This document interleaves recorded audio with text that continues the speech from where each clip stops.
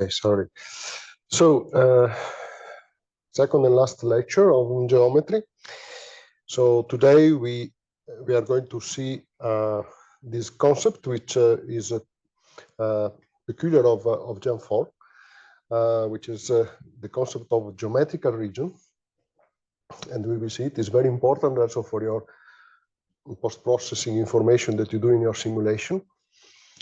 We will talk about the optimization system that is implemented in Geant4. We will see how it works. We will see also features that the modeler provides, like the ability to define geometries that can overlap and can exist in parallel and happen with tracking that works on all geometries in parallel. We will see also the possibility to define geometries that with parts that move, how to do that, and then we spend some words on interface with the CAD drawings, how we can import CAD drawings into Geant4, and then finally we will go through some tips that could be useful for you to know to better implement your geometries. So let's start with the regions. The concept of region in Geant4 is very similar to the one that referred to a logical volume. Essentially, a logical volume can be a region, can become a region, and a more logical volume can belong to a region. Okay, so by default in Geant4, if you don't do nothing, by default the system defines a default region, which is the word volume, where you place all your geometries, and all characteristics predefined to that region will then apply to the whole setup that you define inside the world. A region is part of the geometrical hierarchy, and essentially it applies to geometry volumes. Like if you define a region to a volume, it will become like a subsystem for that volume. So here you have an example. Inside the word volume, you have a volume, another volume that you then specify as a region.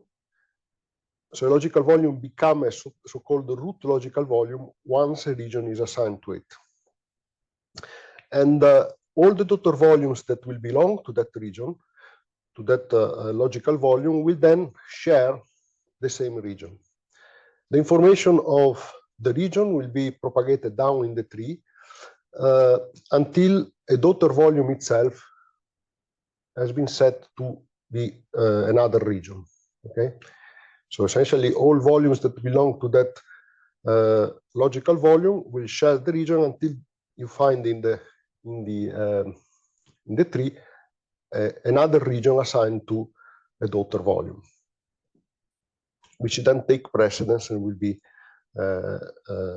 associated to that volume. When you do then a placement of a logical volume inside your geometry, the settings for the regions will be preserved. Okay. One thing that you have to know, which is very important, is that you cannot have a logical volume belonging to more than one region.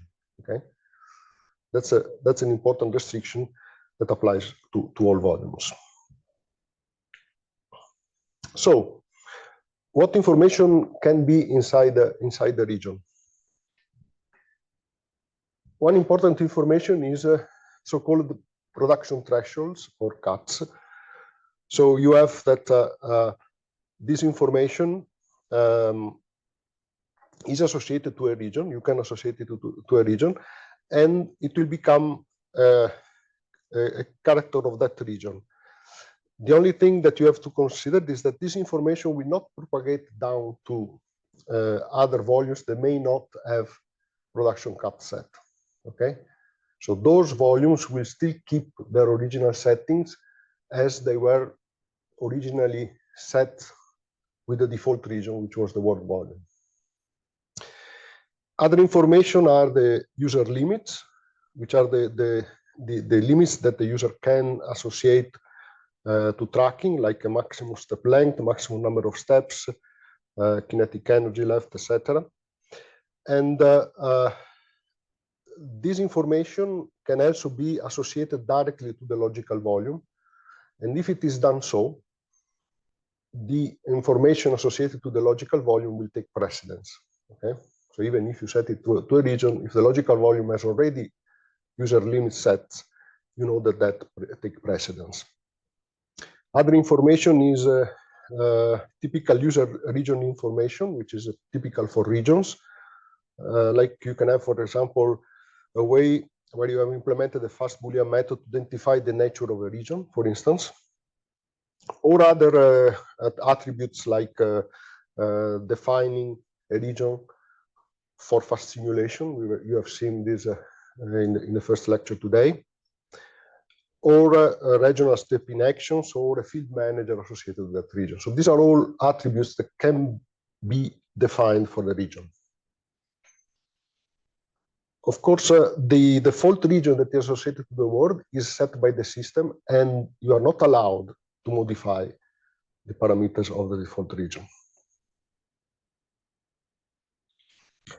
So, how you instantiate the region? You create it like you do in your definition of the geometry. So you allocate it dynamically, giving a name, and then you associate a logical volume to the region that you have created.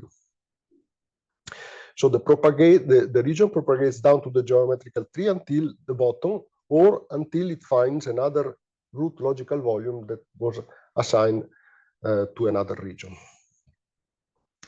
So if you want then to set, for instance, the production thresholds, so you can, for example, retrieve a region by name in a region store, because when you create a region, this gets stored into a special store, like it is for all volumes in Geant4.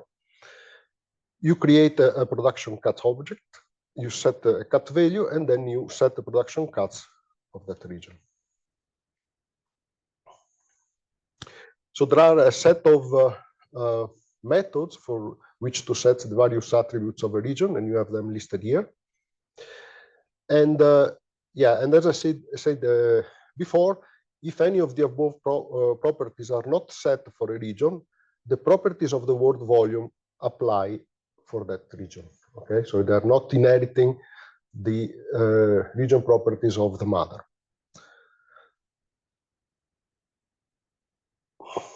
Okay, I don't know if there are any questions on this first part. Seems to me rather simple and I mean coherent with the way you build up a geometry. One small comment that for the field manager as well, if it's set both for a region and for a logical volume, the one for the logical volume takes over. Yes, there are several attributes that may belong to also to the logical volume itself. So if these attributes are set in the logical volume, they take precedence over the region itself. So now let's have a look at the optimization system. So in Geant4, so once you define your detector geometry, the topology of your geometry may be of any kind, of any complexity. You can have many volumes, daughters of a single mother, sparse in different places in the 3D space. And when you then do simulation, the simulation has to go through this geometry and identify those volumes that will be candidate for intersections of the track that pass through. Okay, so if you have millions of these objects sparse everywhere in the 3D space, you will have to go through all of them to find out which one will be interested by the intersection of your track.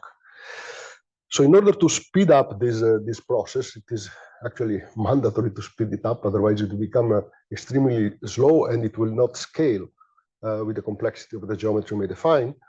In Geant4, there is a system that is automatically applied when you have prepared your geometry and you start your simulation. So you start the tracking in the simulation, and it's called smart voxelisation. So essentially, it creates a grid, a three-dimensional grid, where the volumes, all your volumes, are somehow grouped in this grid, and will be assigned to cells that belong to this grid, so that when a truck enters this grid, it will know already which candidate volumes to look for intersection, because they belong to that cell, but not to others that may spread around other space in your geometry.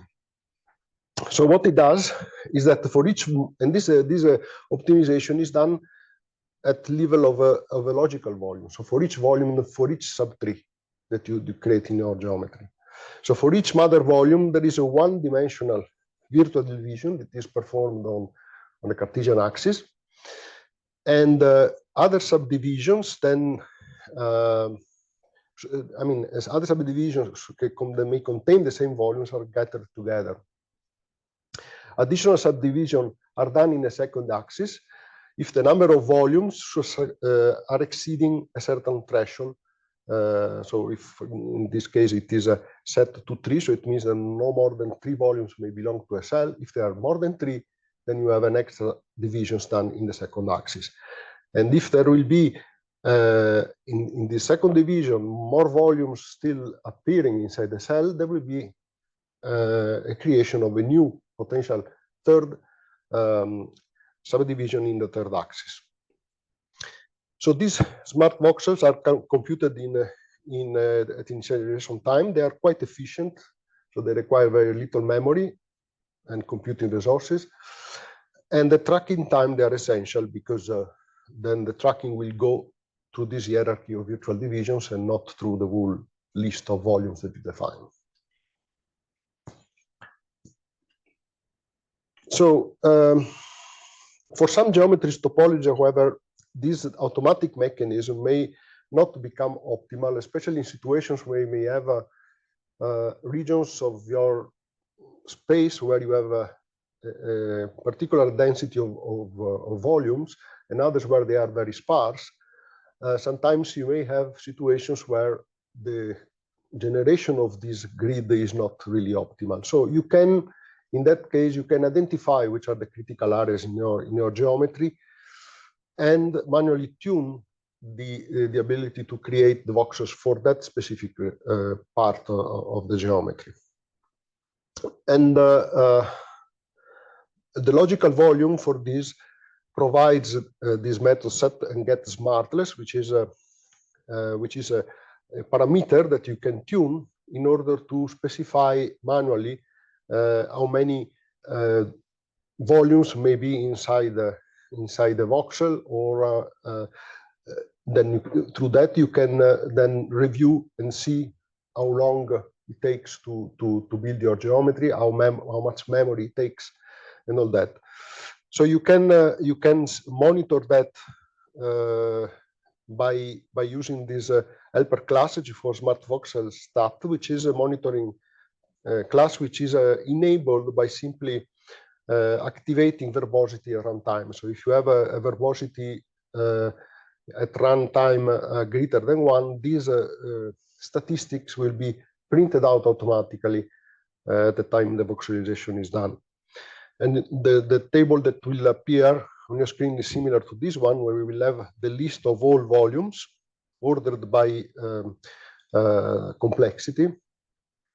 And for each one, you have the percentage of time that it takes for doing the voxelization, the amount of memory it takes, the number of nodes that are being generated for the voxelization, etc. And through that, you can identify which of your volumes is the one that is more consuming. And if you see that there is some inefficiency, or you see that it takes too much time to voxelize, you can then try to tune it by using these instruments of the SmartLess. There are also some other tools that can be used for visually see the voxels. So this is a G4 Draw Voxel helper class that allows you, through the visualization system, to visualize graphically the generation of this grid of voxels. Okay, parallel geometries.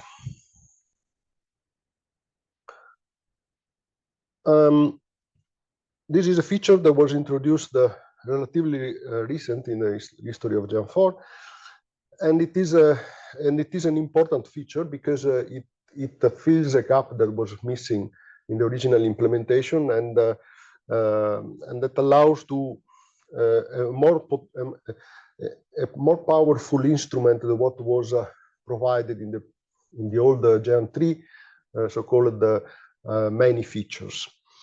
It allows you to define overlapping geometries. So essentially, you can define in your setup a geometry that overlaps, superimpose together. The transportation process, which is the one that transports the particles in your geometry, will then take into account all geometries that you define in this setup simultaneously.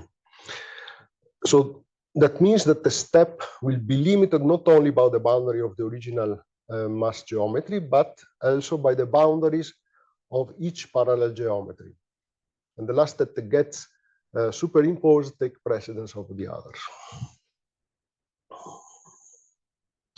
So attributes like material, production thresholds, electromagnetic fields are used in general only for the mass geometry. But we will see case that materials can be also used for parallel geometries where you want to really overlay some mass geometry. We will see later. So in a parallel world, you can define volumes in an arbitrary manner with sensitivity. So it's like you build your normal geometry, you can do it in a parallel world. You can specify regions with the shower parametrization or importance biasing field. And the volumes, as I said, in different worlds may overlap. So the class that defines the parallel world is called G4 VUser parallel world, which is a base class where the user has to implement the parallel geometry. The world physical volume of the parallel world is provided automatically by the system, essentially making a clone of the existing world and then returning to you then a pointer to this clone where you can then fill it up with the geometry you want. Each parallel world has its own navigator assigned, so it will be independent. It will simply be properly queried through the transportation, and all parallel geometries defined by the user must be registered in the user detector construction as you do normally for the normal geometry. So one important thing is that the parallel world must have also its own process to achieve the purpose. And the user must have this G4 parallel world process present in the physics list. So this is, for example, an example where you can see the use of parallel geometries for achieving scoring. So you have that in the mass geometry, you have a sandwich of rectangular absorbers and scintillators, and then in a parallel geometry, scoring geometry, you have cylindrical layers that are used for scoring. So whenever you use the scoring system in Geant4, you know that the feature of parallel geometries is being used. Okay, it's automatically used.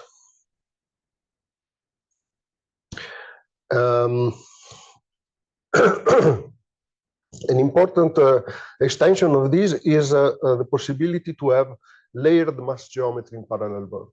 So suppose a case where you have to implement a wooden brick that floats in the water. This is very stylish thing. You have a box filled with half of water, and then you have this wooden brick, floating.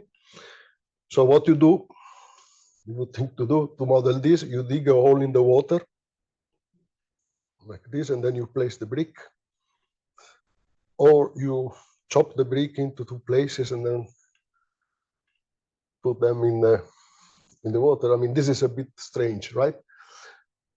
You can think to do this much simpler than that by defining a parallel world that contains the brick and then superimpose it to the water. Okay, but in this case, in order to have a simulation done properly, you need to take into account the material of your brick that is placed in the parallel world. So that's why we talk about the layered mass geometries. Another case is to stack geometry on top of the mass geometry. And in general, what you do is that you use this feature for rapid prototyping and for essentially covering as the use case that I was mentioning previously that was present in Geant3, the concept of many, but it is much more efficient than that because it applies in a way, in the same way that it is done for the normal mass geometry and the normal tracking. Essentially, that is done in a parallel way with different geometries. So in this case, you simply overlay. Suppose that you have situations like this, where when you have layers of things, and then there are support structures that keep this true. In normal situations, you will have to dig a hole to all layers and then place this rod that pass through, which is something that is very complicated, especially if your geometry is complex. In this case, it becomes very natural to define the support structure in a parallel world and then simply superimpose it to the real geometry. Another use case, which is very typical of high energy physics, is that you may define geometries with different levels of detail for different particle types. For example, in a sampling calorimeter, the mass world defines only the crude geometry with average material, while in a parallel world, you have all the detailed geometry, and the real materials in the detailed parallel world are only associated to all particles except positron, electrons, and gammas. Okay, so it's a case of a shower parametrization, a fast simulation that was discussed this morning. That you have this use of the parallel world for for having a faster simulation. Another typical use case is in medical use for brachytherapy, for instance, and treatment of prostate cancer. So you have a DICOM image, and then in this image you have to insert seeds that are the real detector of your therapy. So what you can do in this case, you use the DICOM image in a world, and then in an empty parallel world you create the seeds with their material, and then you superimpose to the DICOM image. Okay. Again, this is much more convenient than having to really go inside the cells of your very complex DICOM representation.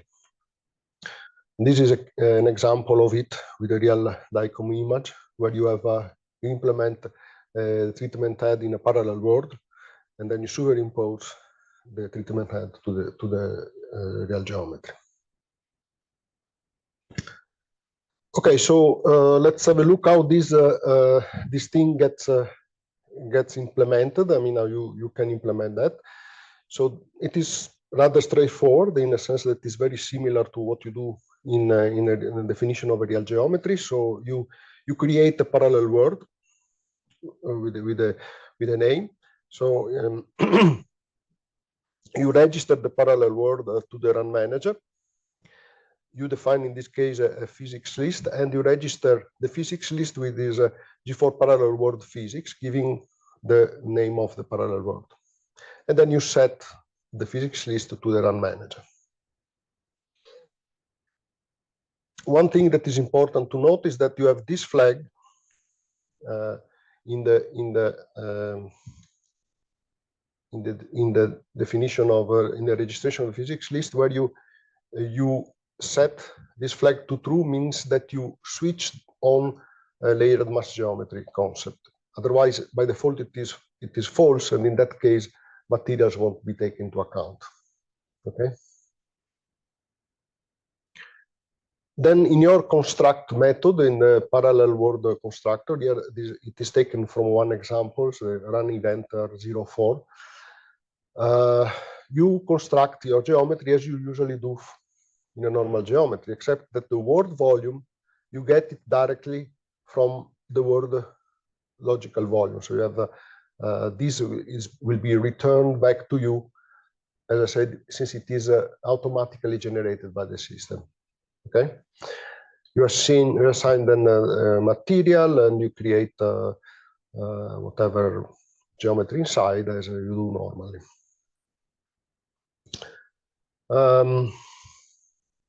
Yeah, so the logical volumes in the parallel world, as I said, may or may not have material assigned.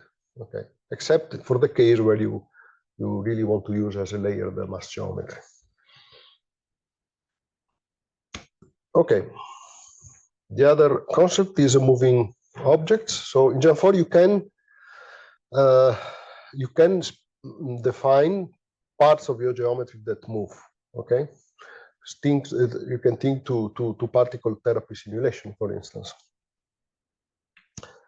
Geant4 can deal with moving volume, and in general, the speed of a moving volume is slow enough compared to the speed of elementary particles. So you can assume that the geometry is stable and fixed at the time an event happens inside. Okay, because in Geant4, by design, the geometry cannot change within the event.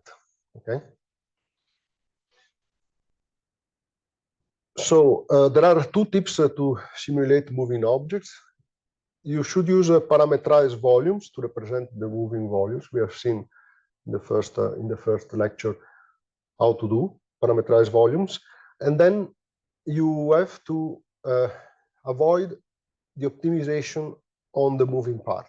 Okay, you have to avoid that the system creates the optimization, the voxelisation for that moving part, because that would become otherwise too expensive for your computation. Because you can imagine that every time, every event, you will have to recompute voxelisation. This will dominate the simulation. So that's an example of moving geometry for the treatment plan. So how we set this up? So we use parameterized volumes to represent a moving volume, and we use the event number as the timestamp. So that is the index that you use for your parameterization in this case. So in your parameterization, when you implement the compute transformation function, for instance, which is the function that determine the positioning of your object in the geometry. Okay, you start with getting the run manager, the current event, the event ID. You have to make sure that the pointer is protected, because it may be null. And then you then set the event number, you convert the event number into time. And you are also responsible to make such that the positioning that you define for the moving volume is within the mother, so it does not protrude out of the mother, because otherwise you generate overlaps, and that will make the chaos. Okay, so this is very important. And finally, you set the position and rotation as a function of the event number. So in addition to that, as I said, you avoid to optimize the mother volume that contains the moving part. And for doing that, you have a method that is providing the logical volume in the G4 logical volume class. So from the mother logical volume, you set the optimization to false, and that will guarantee you that the optimization inside that volume won't happen. Okay. I don't know if there are questions on this part, and then we get into the last one.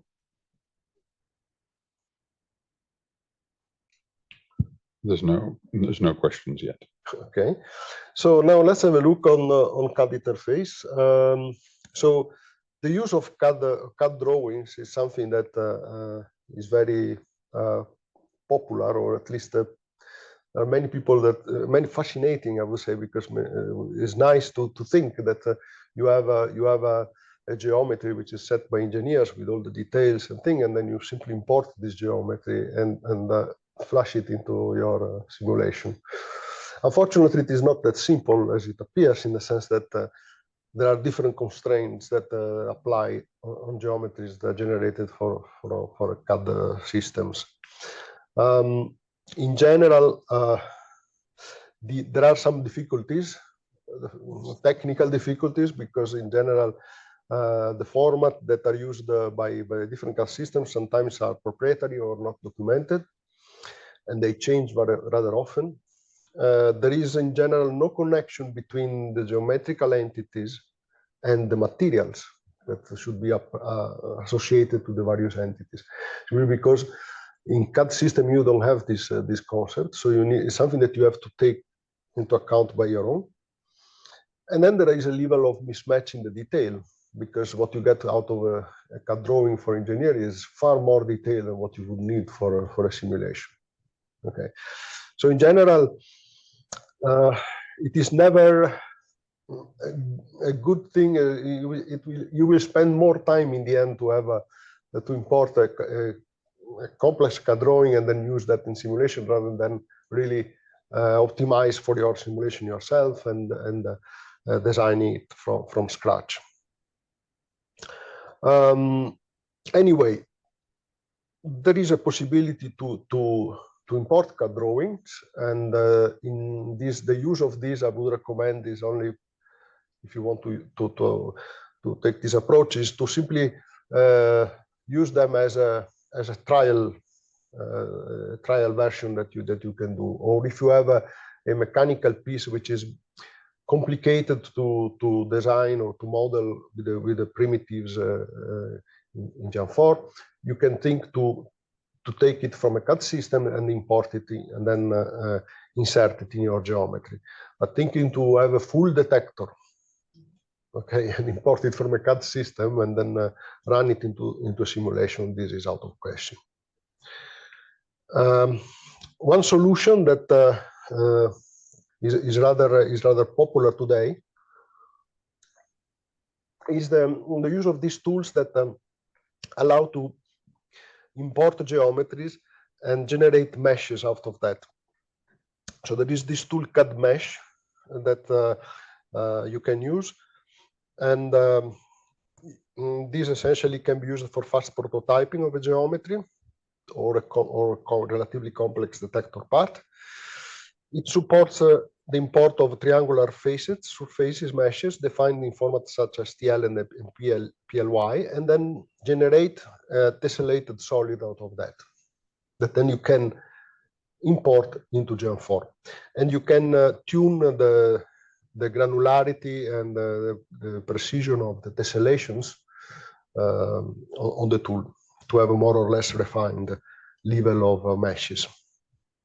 In addition to that, there is also a library called CGL that you can use to take the generated meshes and repair them in case there are some defects. Like you can have some holes, or you can have too narrow facets that may not be ideal for the final geometry that you want to import to Geant4. And this tool allows you to repair, remesh your generated mesh. So that's an example how you can import this thing with the CAD mesh. Is very simple. In your detector construction, you simply include CAD mesh in there, and then you load the mesh from a file into a solid, and then you use the normal definition that you do in Geant4 for a logical volume and placements, and you insert this in your geometry. This is an example of a dragon that was imported in Geant4 and visualized in the Geant4 system. Okay, here you have a list of many of solutions that exist around. Some more or less complete in the functionalities they provide. Some free, others require a license or partially free. They have a limited number of volumes that you can convert.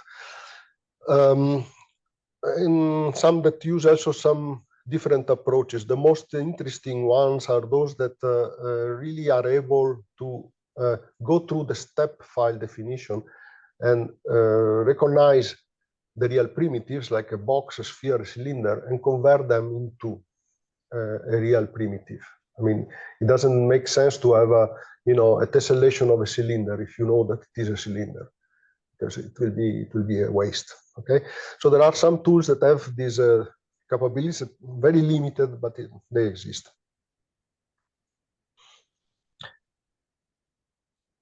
Okay, yeah, I think I finished the part. I don't know if we go through the tips, so keep the questions for the end.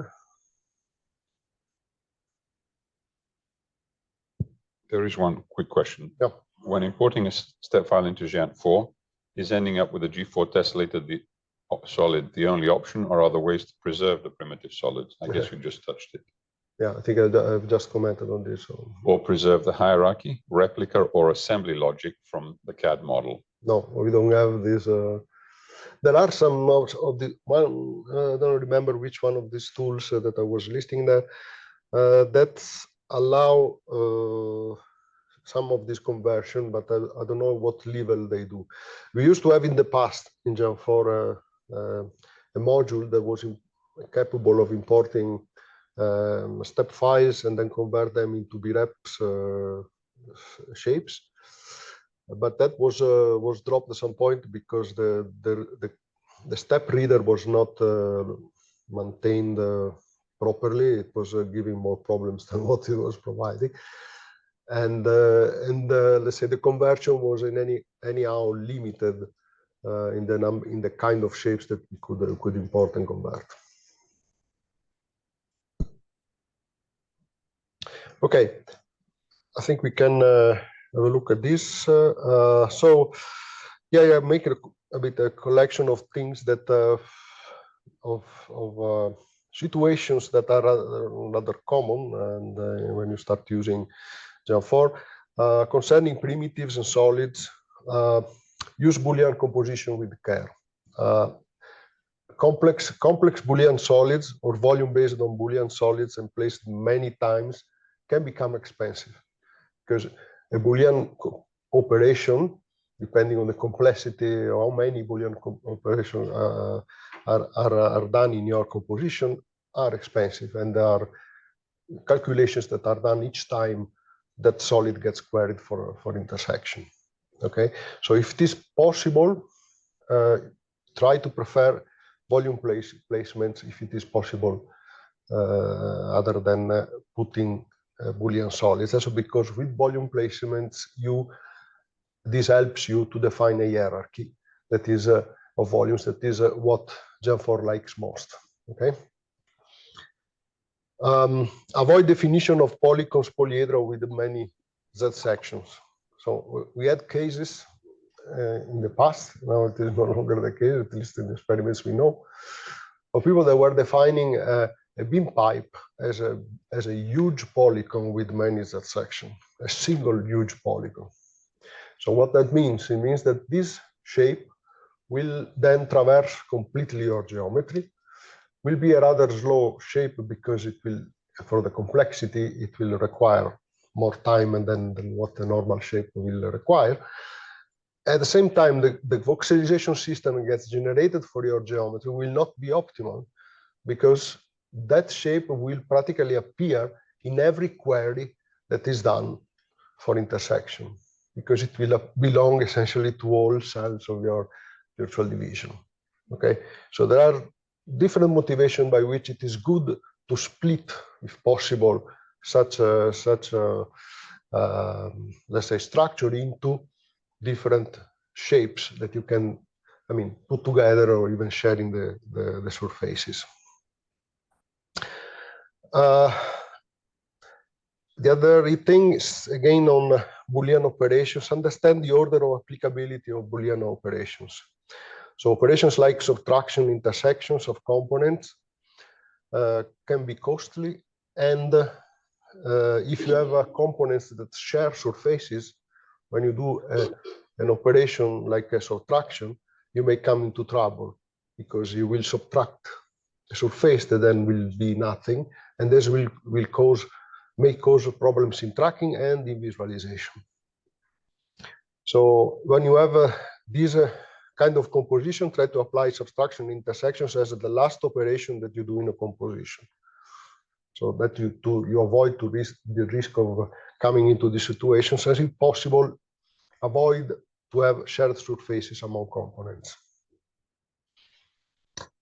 Then understand the use of a G4 multi-union. You know, the Geant4, there is this G4 multi-union structure, which is a way to put together a union of shapes that can be also disjoint in space. But you have to know that this is a structure that applies only to volumes that share the same material. Okay, so you can have this structure. You can use this structure, which has its own optimization system.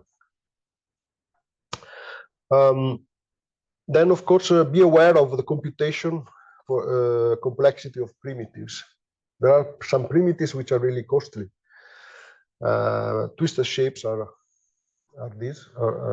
like this, so they can really slow down the tracking. So it's something that you should really use with care if you really use them, need them. You can use alternative shapes or alternative simple Boolean composition if possible. Otherwise, I mean, you know that you must be prepared to pay the price. Another thing that sometimes I have seen in experiment code, I mean, try to use simple shapes when possible, because simple shapes are more efficient. So if you have to implement a cuboid or a parallelepiped, you use a G4 box or a G4 para. You don't use a G4 trap, a G4 generic trap, a G4 twisted trap, or extruded solid or tessellated solid for representing a box. You can do, but it is far less efficient than using G4 box. Okay. Same for the sphere. If you want to model a full sphere, you have a G4 orb. You can use G4 orb, not G4 sphere. G4 sphere, you can have a full sphere, but it is a more complex construct, because it allows you to define shells, to define sections of a sphere. So it is more indicated for that kind of use. If you have a full sphere, the best is G4 orb. Then a few things about volumes.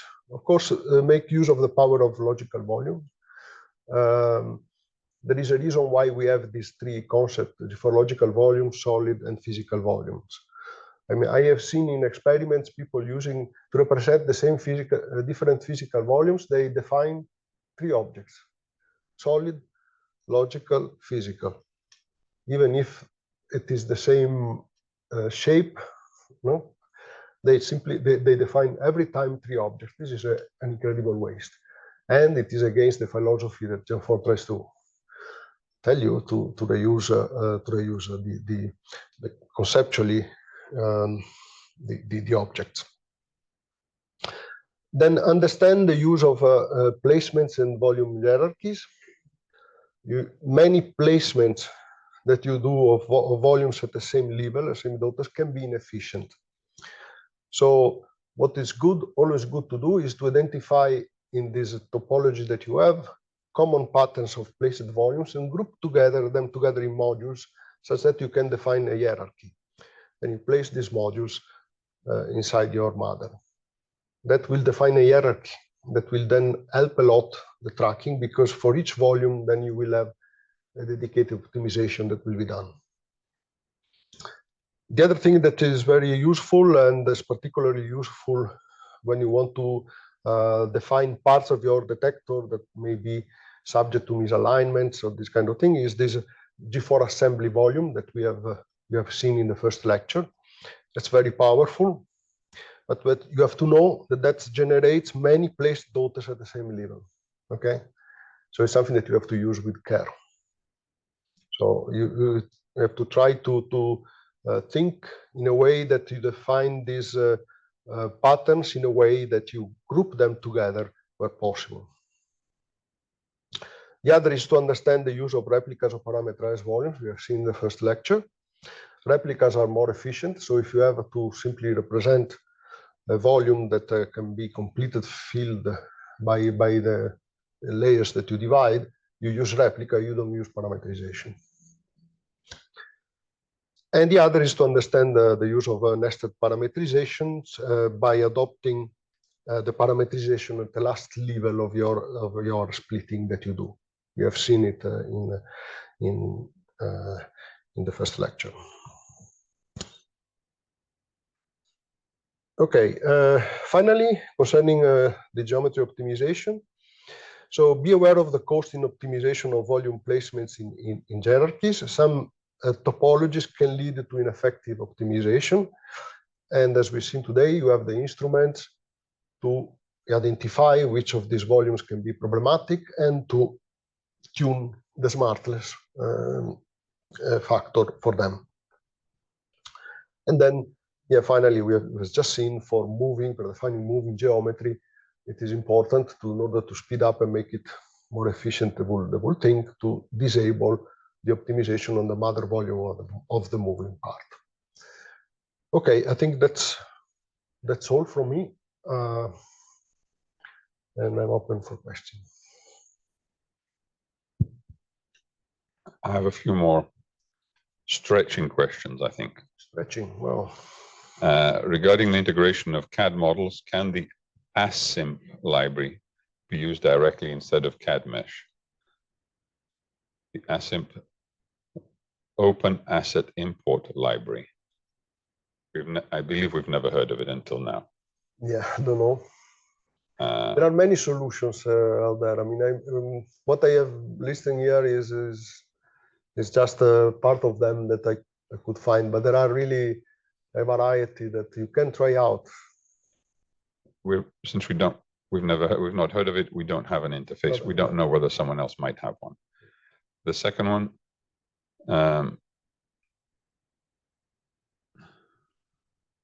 oh, he says CAD mesh uses ASIMP directly. Sorry, wouldn't it be simpler to do so? I ask because I find CAD mesh to be hard to implement sometimes. Well, okay, so that was the second part of the question. The next question by another participant, I would appreciate if you can explain to me how we can define polymer nanocomposites. That is also a concept that we're not aware of, I think. So we would struggle to be able to provide it. So I guess we'll take a quick look and see if there's anything we can suggest. But yeah, it's not something that we have a quick answer to. Nanoparticles are involved. It says polymer matrices with nanoparticles or nanofillers of various shapes and sizes. Random volumes. Anyway, we don't have a quick answer. Probably the simple thing. We'll take a look and see if we can understand the concept and give a preliminary answer. Maybe any questions from the room as well? If not, we have taken a little bit of Makoto's time. So let me just end this.